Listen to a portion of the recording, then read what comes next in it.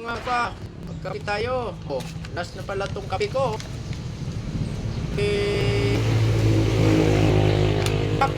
Oh, hindi umabot na New Year ang kape ko, naubos na. Oh. Yan. Wala na laman. Hindi umabot na New Year. Sana magkape tayo ng kape para sa bagong New Year. Kape. Oh. Katukan mo, nasa lingan ko na lang. Yan. Ito yung pamasko ng gobyerno sa amin na napabayaan ng Napolcom. Wala. Pasko namin tayo. Ito yung bagong Pilipinas. Lahat ng nadisibol at namata serbisyo ng mga pulis. Serving do 20 years. Gutom ang inabot. Pasko ng gutom. Pasko tayo.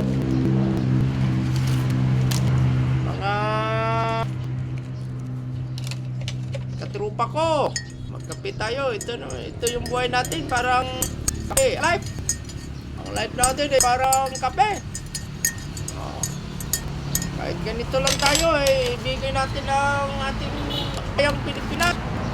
Ang masama lang dito, yung mga politiko rakot, yung mga Pilipino, mababait yan, mabubuting tao yan. Wira lang sa mga haba na mga politikong magnanakaw. Oh, yung Pasko na sinasabi ng Kristiyano, tapos na November 25. Oh. Ngayon, ang pinaghandaan ay New Year. January 1. Oh. December. Weekend na to. 2 araw na lang. 2 tour na lang. Yung Pasko. Hindi celebrate yan yung mga ibang reliyon, no? Sikta, hindi celebrate yan. Kasi pagwala nila, yung pinanganak ng December 25. Yung mga kapatid natin, hindi nag-celebrate ng kapatid nating Islam, hindi nag-celebrate ng Pasko yan kasi Pasko sa kanila, propeta lang si Jesus Christ sa kanila. Sa Jesus Christ, Diyos na tunay. Yun yung pagkaiba. No. Kristiyano ako, paniwala ko araw-araw Pasko. Kasi sabihin Pasko, binigay ng Panginoong Ama ang kanyang tungna para bigyan ng eternal life yung mga taong mananampalataya kay Kristo. Yun ang paniwala ko, ganyan. Ang Pasko is gift, eternal. Hindi yung bigayan ng mga regalo, hindi yung saka hindi yun December 25 pinanganak si Jesus Christ. Gawa na lang ng mga reliyon at sikta na kunwari December 25 celebra. Pero ang totoo dyan, hindi yan importante yung pitsa.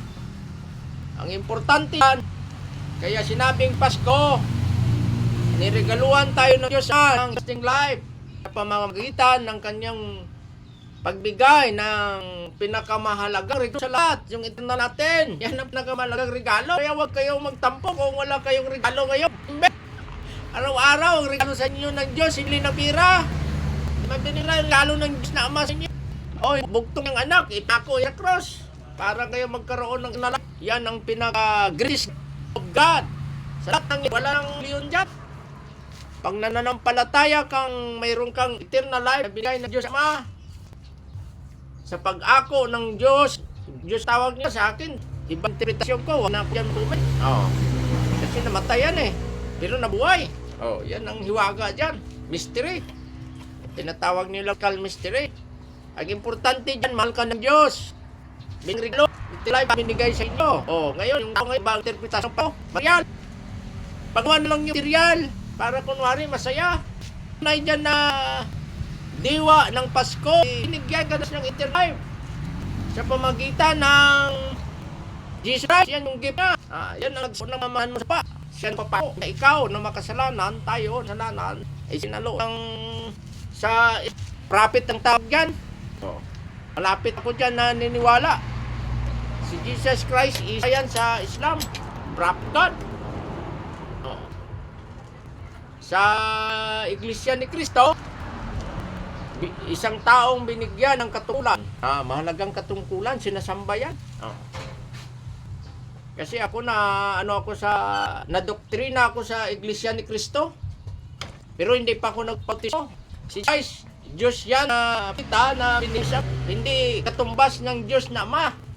Oh, ibig sabihin power lesser than God the Father, the Creator. Yan ang paniwala ng Iglesia ni Cristo. Binigyan siya ng karapatang sambahin. Ang paniniwala ba ang naglalang sa lulang? Oh. God the Father is the all. Jesus, iba yan ang Diyos. Yan kaya yung reliyon nila tinawag Iglesia ni Cristo kasi napakahalaga sa kanila si Cristo. Oh, may nakuha na naman kayong kalaman sa akin. Kapi lang tayo, di sa vlog ko, kapi lang kayo, may tutunan yung kan. Him ng kaalaman yan, hindi yung kita sa kahit school nyo, hindi yung kikita di pre. No. Hindi naman kayo maluloko, mag-likes kayo, mag-follow kasi wala namang babayaran. At saka hindi ko yan ikayayaman. Nanood kayo, hindi naman ako malulugi, hindi rin ako yaman. Basta ako, sasabihin ko sa inyo kung ano yung tutuhanan galing sa Diyos. Oh, may iba dyan naiinis. Yung iba dyan naiinis. Iba dyan naiinggit. Iba dyan natutuwa. Mag-research kayo. Mag-research kayo kasi hindi ka maliligtas sa reliyon mo. Pag namatay ka, hindi ka tatanungin ng Diyos Ama kung anong reliyon ka. Hintay ang kaligtasan dyan. Ang ibang reliyon, nag-away-away. Mga loko yan. Baka pagpunta nyo. Kapayapaan, pag-ibig, ang yan nyo sa kapwa-tao. Oh.